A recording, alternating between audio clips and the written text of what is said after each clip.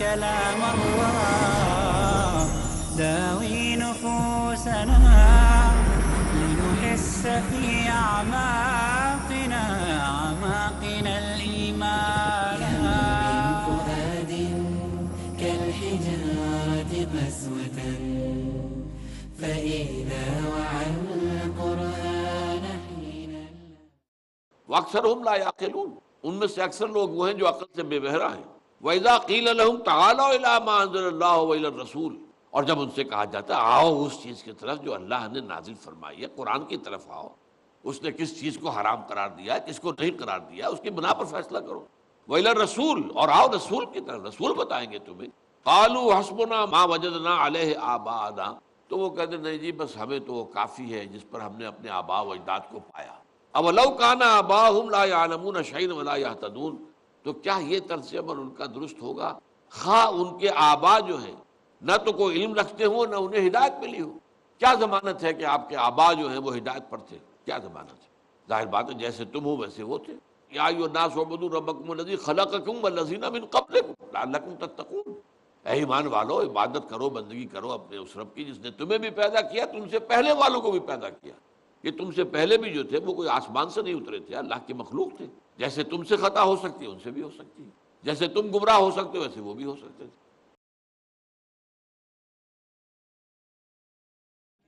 نحمدہ ونصلی علی رسولہ الکریم، اما بعد فقد قال اللہ تبارک و تعالی کما ورد فی آخر سورۃ المائدہ،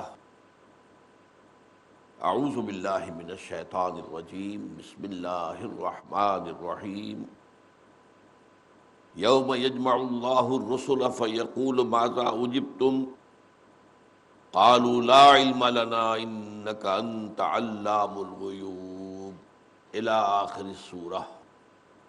رب اشرح لی صدری ویسر لی امری واحلل عقدۃ من لسانی یفقہوا قولی۔ آج ہم سورہ مائدہ کی اختتامی آیات کا مطالعہ کر رہے ہیں۔ ذہن میں چند بنیادی باتیں تازہ کر لیجئے۔ قرآن حکیم میں سورہ فاتحہ کے بعد جو 4 طویل مدنی صورتیں آئی ہیں، سورہ بقرہ جو طویل ترین صورت ہے قرآن مجید کی، 286 آیات، پھر سورہ آل عمران، پھر سورہ نساء، پھر سورہ مائدہ، یہ چاروں طویل ترین مدنی صورتیں جو ہیں ان میں جو چیزیں مشترک ہیں، ان میں 2 مضامین جو ہیں مشترک ہیں۔ ایک تو امت مسلمہ سے خطاب، اس کے ضمن میں جو احکام ہیں شریعت کے وہ بھی آئے ہیں۔ احکام شریعت کا ابتدائی بلو پرنٹ جو ہے سورہ بقرہ میں تیار ہوا ہے، اور اس کے تکمیلی جو فنیشنگ ٹچز ہیں وہ سورہ مائدہ میں آئے ہیں۔ درمیان میں سورہ نساء میں بھی بہت سے احکام ہیں، البتہ یہ کہ سورہ آل عمران میں شرعی احکام نہیں ہیں، لیکن امت مسلمہ سے خطاب میں دوسرا پہلو ہے اللہ کی راہ میں جہاد، جد و جہد، محنت، انفاق، یہ بھی ان صورتوں کے اندر کھل کر باتیں آتی رہی ہیں۔ لیکن یہ کہ دوسرا حصہ جو ان صورتوں کا ہے وہ ہے اہل کتاب پر کو دعوت اور ان پر اتمام حجت، یہود اور نصارہ پر ان کو دعوت بھی دی گئی ہے، ہر انداز میں دی گئی ہے، اپیل کے انداز میں بھی، دلیل کے انداز میں بھی، ان کے غلط مذمومہ خیالات کی تردید کی گئی ہے، نفی کی گئی ہے، انہیں سمجھایا گیا ہے، موعظہ حسنہ کو بھی استعمال کیا گیا ہے، اور جادلہم باللتی احسن کا انداز بھی اختیار کیا گیا ہے، ان کو تنبیہ بھی آئی ہے، اور ان کے لیے جو اللہ کی طرف سے انذار ہے وہ بھی ہوا ہے، اور اس کے ساتھ یہ کہ اتمام حجت ہو گیا ہے ان کے اوپر کہ حضور کی دعوت اور قرآن حکیم کے پیغام کے ضمن میں کوئی اشتباہ باقی نہیں رہا۔ اگلی جو 2 صورتیں آ رہی ہیں قرآن مجید میں، سورہ انعام اور سورہ اعراف، اس میں اصل خطاب ہے مشرکین مکہ سے، مشرکین عرب سے، اور ان پر اتمام حجت۔ تو اس پہلو سے ان صورتوں کے آپس کے مضامین کا جو ربط ہے اس کو سمجھ لینا چاہیے۔ اب یہاں جو ہے یہ جو آیات آج ہم پڑھ رہے ہیں یہ نصارہ پر گویا کہ اتمام حجت ہے اللہ کی طرف سے، اور بڑے ہی یوں سمجھیے کہ بلیغ انداز میں دل میں اتر جانے والے انداز میں ان کی گمراہیوں پر متنبع کیا گیا ہے۔ اور پھر یہ کہ قیامت میں جو ایک مکالمہ ہوگا اللہ کا مکالمہ ہوگا، ویسے تو تمام انبیاء اور رسل کے ساتھ، لیکن پھر خاص طور پر حضرت عیسیٰ ابن مریم کے ساتھ اس کا ذکر آیا ہے۔ تو اس پہلو سے یہ دو رکوع جو ہے، چونکہ ایک تسلسل کے ساتھ مضمون اس میں ہے، اور اس میں عام طور پر وہ باتیں آئی ہیں کہ جو اس سے پہلے بھی مختلف مواقع پر آ چکی ہیں، لہذا کچھ زیادہ تشریح کی ضرورت نہیں ہے، بلکہ ان کو ہم ایک یوں سمجھیے کہ تیزی کے ساتھ پڑھیں گے اور بات انشاءاللہ سمجھ میں آ جائے گی۔ فرمایا یوم یجمع اللہ الرسل، ذرا اس دن کا دھیان کرو، تصور کرو۔ یوما چونکہ یہاں پر مفعول ہے، میم پر زبر ہے، گویا کہ اذکروا یوما، یعنی یاد کرو اس دن کو۔ یجمع اللہ الرسل، جس دن کے جمع کرے گا اللہ تعالیٰ رسولوں کو، اور یہاں ظاہر بات ہے کہ صرف رسولوں کو نہیں، رسولوں کی امتوں کو بھی جمع کرے گا۔ وہاں رسول جو ہے گواہی دیں گے کہ اے اللہ، تیرا جو دین، تیری دعوت، تیرا پیغام جو ہم تک آیا تھا اپنی قوموں کے لیے، ہم نے انہیں پہنچا دیا تھا۔ اور یہ گویا کہ جو دنیا میں ان کے ذریعے سے اتمام حجت ہوا، اسی کا ایک ظہور ہوگا کہ وہ گواہی دیں گے، وہ شہداء بن کر کھڑے ہوں گے۔ ہر امت کے اندر جو ہے وہ ایک شہید، ایک گواہ ان کے خلاف کھڑا ہوگا، وہ ان کا رسول ہوگا۔ اے اللہ، میں نے تیرا پیغام پہنچا دیا تھا، اب یہ ذمہ دار ہے۔ یہی میں نے کئی مرتبہ آپ سے عرض کیا ہے کہ اسی کی تیاری میں حضور نے خطبہ حجۃ الوداع میں گواہی لی ہے۔ 1.25 لاکھ کا مجمع جو تھا، الا هل بلغت، میں نے بات پہنچا دی یا نہیں؟ اور پورے اس حاضرین کے مجمع نے بیک زبان یہ کہا کہ انا نشهد انك قد بلغت الرسالة واديت الامانة ونصحت الامة وكشفت الغمة۔ ہاں حضور، ہم گواہ ہیں کہ آپ نے حق رسالت ادا کر دیا، حق امانت ادا کر دیا۔ جو بات آپ کے پاس آئی تھی وہ امانت تھی، وہ ہمارے لیے اللہ نے بھیجی تھی، آپ نے وہ امانت ہم تک پہنچا دی، اور آپ نے امت کی خیر خواہی کا حق ادا کر دیا، اور آپ نے تاریکیوں کے، گمراہیوں کی تاریکیاں جو ہیں، ان کے بادل جو ہیں چھانٹ دیے۔ پھر اس کے بعد آپ نے انگشت شہادت اٹھائی ہے، پہلے آسمان کی طرف، پھر لوگوں کی طرف اشارہ کیا، اللہم اشہد، اللہم اشہد، اللہم اشہد، 3 مرتبہ، اے اللہ تو بھی گواہ رہے، یہ مان رہے کہ میں نے پہنچا دیا۔ تو یہ جو اجتماع ہوگا قیامت کے دن، تمام انسان حاضر ہوں گے، جیسے کہ عالم ارواح کے اندر جب ہماری سب لوگوں کی روحیں موجود تھیں تو ہم سے عہد لیا گیا تھا، الست بربکم قالوا بلی۔ اس وقت جو ہے ہمارے اجساد نہیں تھے، جسم نہیں تھے، ابھی صرف عالم امر کی جو ہے تخلیق یا تکوین ہوئی تھی، صرف ارواح انسانی اور فرشتے، وہ بھی روح ہیں۔ اسی لیے حضرت جبرائیل کو الروح الامین کہا گیا، روح القدس کا، وہ بھی روح ہے۔ تو ارواح جو ہے انسانی اور فرشتے، یہ تو یوں سمجھیے کہ آپس میں بھائی بہن ہیں یا بہنیں ہیں، جو بھی چاہے آپ کہہ دیں، ان کا مادہ تخلیق ایک ہی ہے، نور سے تخلیق کی گئی۔ یہ جو ارواح ہے انسانی اور ارواح ہے ملائکہ کی شکل میں، تو اس وقت ہم سب کے سب حاضر تھے۔ قیامت کے دن پھر سب کے سب حاضر ہوں گے۔ چنانچہ سورہ کہف میں کہا گیا ہے، لقد جئتمونا کما خلقناکم اول مرہ، آ گئے ہو نا ہمارے پاس جیسے کہ ہم نے تمہیں پیدا کیا تھا پہلی مرتبہ۔ پہلی پیدائش صرف عالم ارواح میں تھی، دوسری پیدائش اس عالم مادی میں ہوئی ہے۔ اس عالم مادی میں ترتیب علیحدہ ہے، باپ کے بعد بیٹا، بیٹے کے بعد پوتا، پوتے کے بعد پڑ پوتا، نسل کے بعد دوسری نسل، پھر اگلی نسل۔ لیکن یہ کہ وہاں کیا تھا، سب کے سب جمع، اور وہاں پھر ہوں گے قیامت کے دن سب کے سب جمع۔ تو اس میں ایک خاص سوال جواب جو ہے رسولوں سے ہوگا۔ یوم یجمع اللہ الرسل فیقول ماذا اجبتم، پھر اللہ تعالیٰ فرمائے گا کہ آپ کو کیا جواب ملا، آپ کی قوموں نے آپ کی دعوت پر کیا رد عمل ظاہر کیا۔ قالوا لا علم لنا انک انت علام الغیوب، وہ کہیں گے کہ پروردگار ہمیں معلوم نہیں، یقیناً تو ہی ہے سب کچھ جاننے والا، تمام غیبوں کا علم رکھنے والا۔ اب اس میں ایک نقطہ پوشیدہ ہے جو ذرا تدبر سے سامنے آتا ہے کہ رسولوں کی زندگیوں میں جو بھی جواب دیا ہے ان کی قوموں نے، جو رد عمل ظاہر، وہ تو ان کے علم میں تھا، لیکن امت تو ایک لمبی شے ہے نا، اس کی تاریخ ہوتی ہے۔ حضرت مسیح کی امت کی 600 برس تاریخ تھی، حضور کے اور حضرت مسیح کے درمیان 600 برس کا فاصلہ ہے۔ حضرت موسیٰ اور حضرت عیسیٰ کے درمیان 1400 برس کا فاصلہ ہے۔ پھر حضور صلی اللہ علیہ وسلم کے بعد اور اب ہمارا جو ہے آپ کو معلوم ہے کہ 1400 برس بیت چکے ہیں۔ کہ بعد میں امتیں کیا کرتی رہی ان کے بارے میں وہ کہیں گے کہ ہمیں معلوم نہیں. ابھی آگے آ جائے گا کہ جب تک ہم ان کے مابین تھے ہم نگران تھے، ہم موجود تھے، تو کسی غلطی پر ہم ٹوک دیتے تھے، منع کر دیتے تھے، ان کو جو ہے ان کی اصلاح کر دیتے تھے. جب ہمیں تو نے موت دے دی، ہمیں اٹھا لیا، تو اب اس کے بعد انہوں نے کیا کیا یہ تو ہی جانتا ہے، ہمیں صحیح معلوم نہیں ہے. لا علم لنا انک انت علام الغیوب.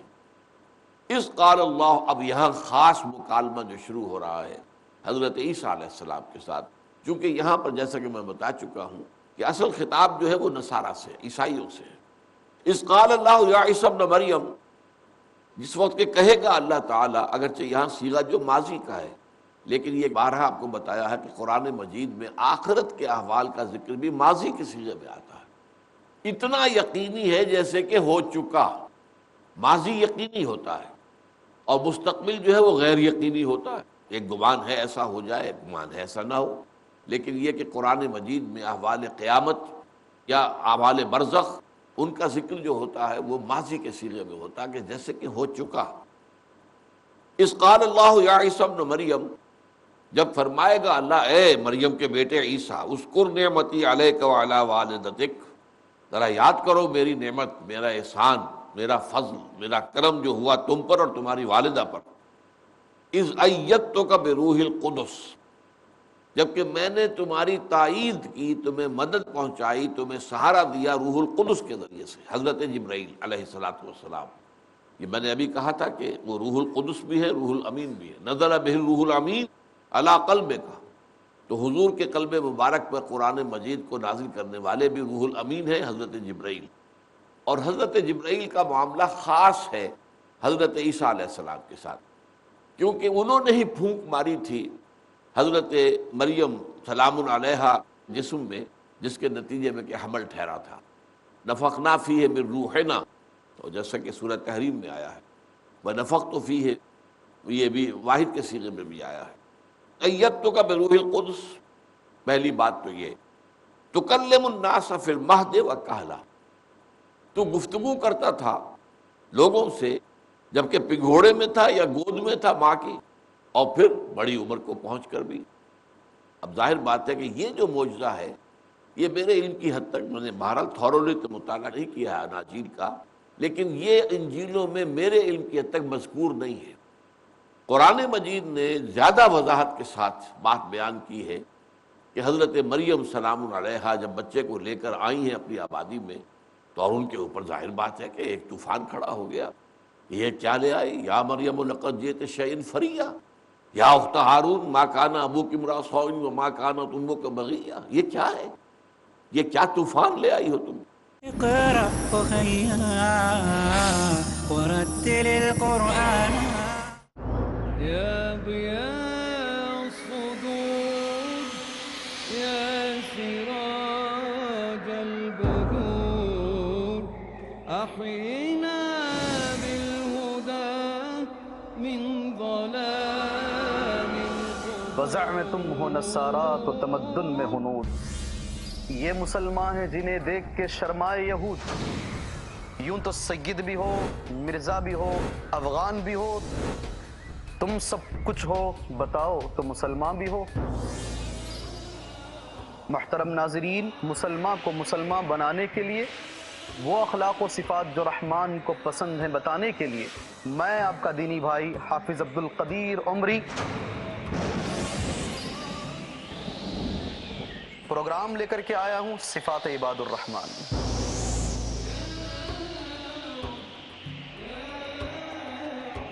دنیاوی غفلت سے بیداری کے لیے ضروری ہے کہ ہر مسلمان پرکھے شریعت کی کسوٹی پر اپنا ایمان. عباد الرحمن آج رات 8:30 بجے اور دوبارہ دوپہر 1 بجے انڈیا میں پیس ٹی وی اردو پر. بسم اللہ الرحمن الرحیم. اقرأ باسم ربک الذی خلق، خلق الانسان من علق.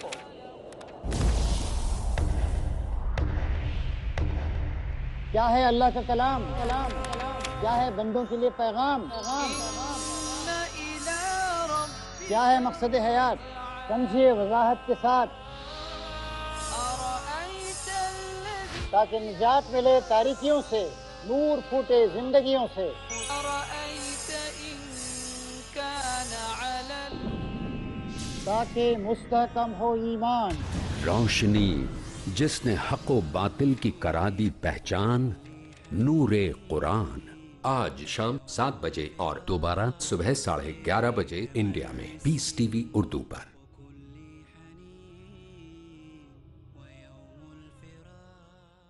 شرک سے مکمل اجتناب کی تلقین، برائیوں سے کنارہ کشی کا حکم، صراط مستقیم پر گامزن رہنے کی ہدایت۔ وما خلقت الجن والإنس إلا ليعبدون۔ اللہ تعالیٰ کی خالص بندگی کا مطالبہ، جس کے صحیفے کر رہے ہیں ایک اللہ کی معبودیت کا اعلان اور شرک سے بچنے کی تاکید، کتاب التوحید، آج شام 4:30 بجے اور دوبارہ صبح 5:30 بجے انڈیا میں پیس ٹی وی اردو پر۔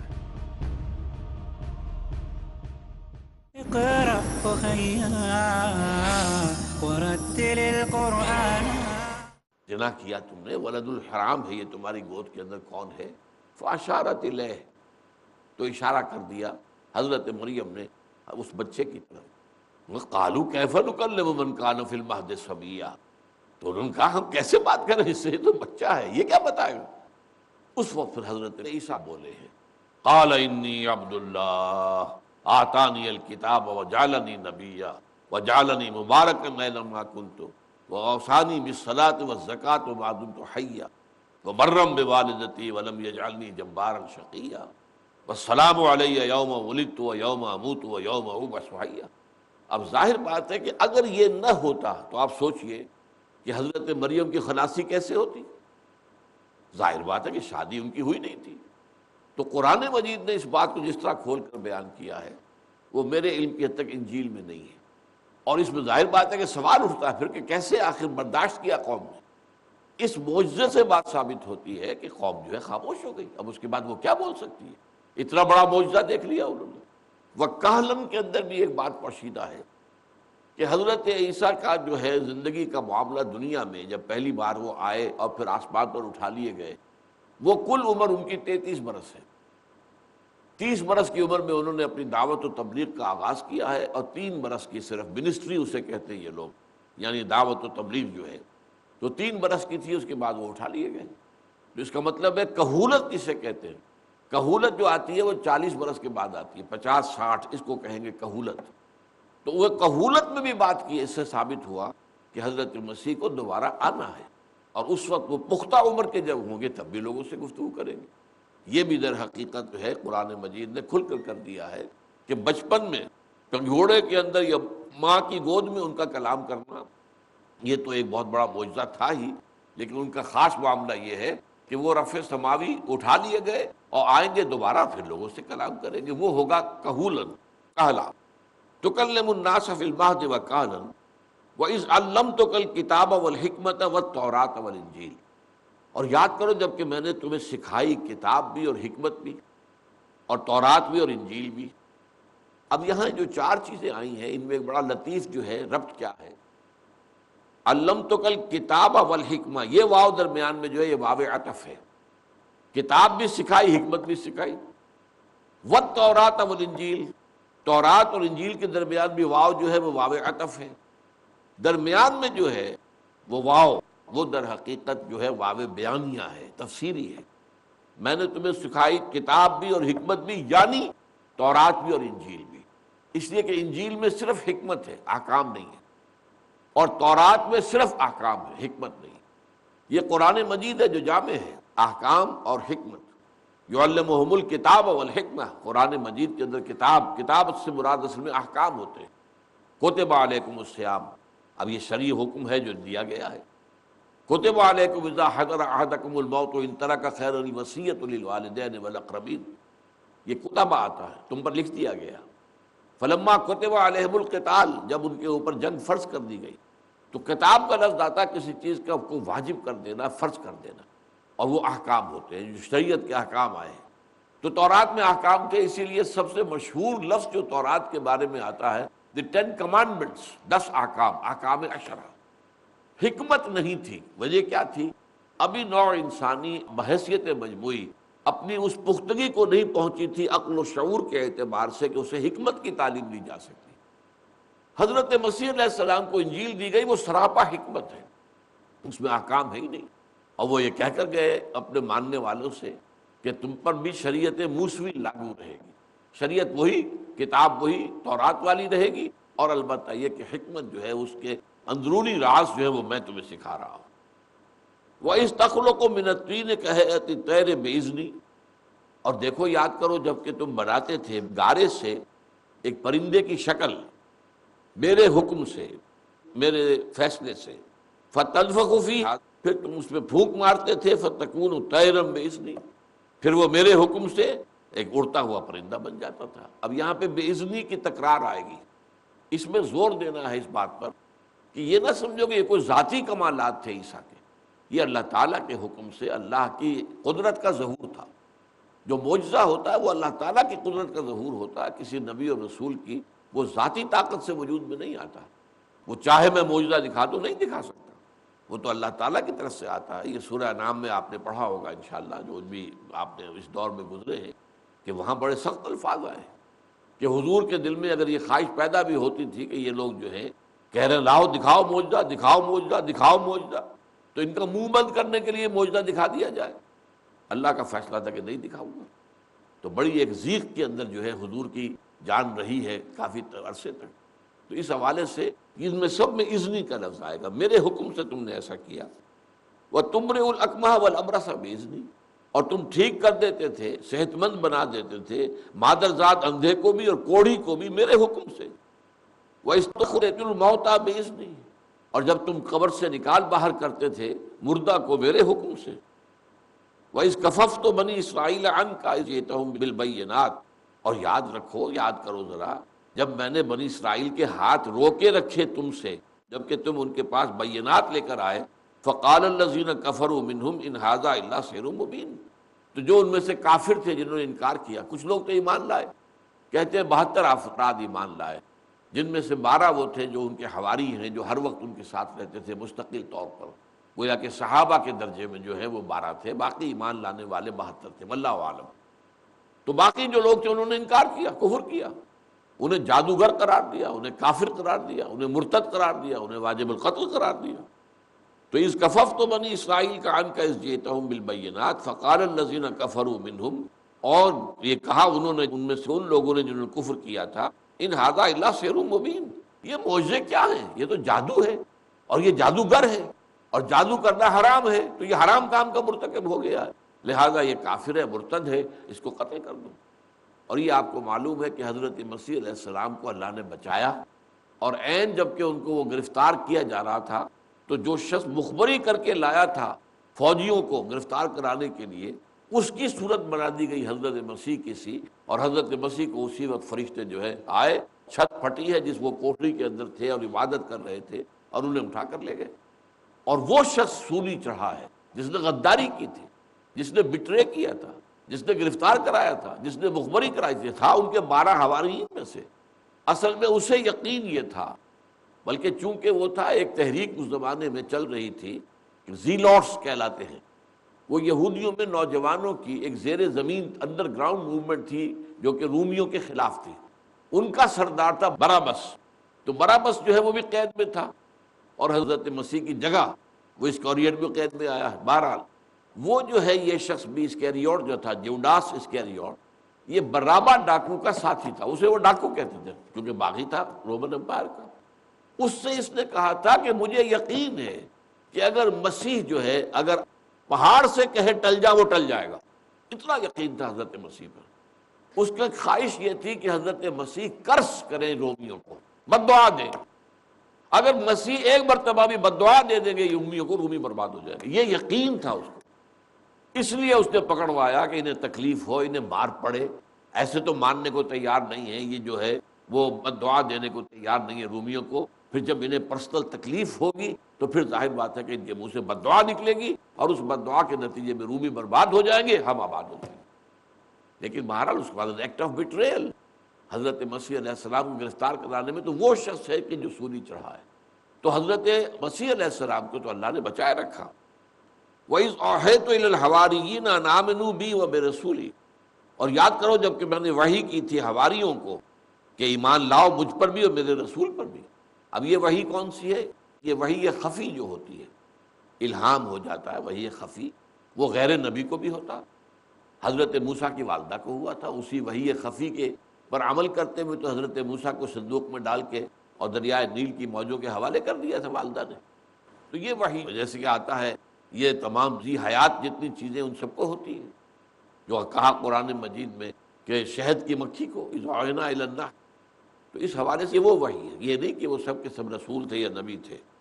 اذ اوحیت الی الحواریین ان آمنوا بی وبرسولی، جبکہ میں نے اشارہ کیا تھا یا دل میں بات ڈال دی تھی حواریین کے کہ ایمان لاؤ مجھ پر بھی اور میرے رسول پر بھی، قالوا آمنا واشہد باننا مسلمون، ان کا ہم ایمان لے آئے اور آپ گواہ رہیے گا اے مسیح علیہ السلام، آپ اللہ کے یہاں گواہی دیجیے گا کہ ہم مسلم ہیں، ہم نے اطاعت قبول کر لی ہے۔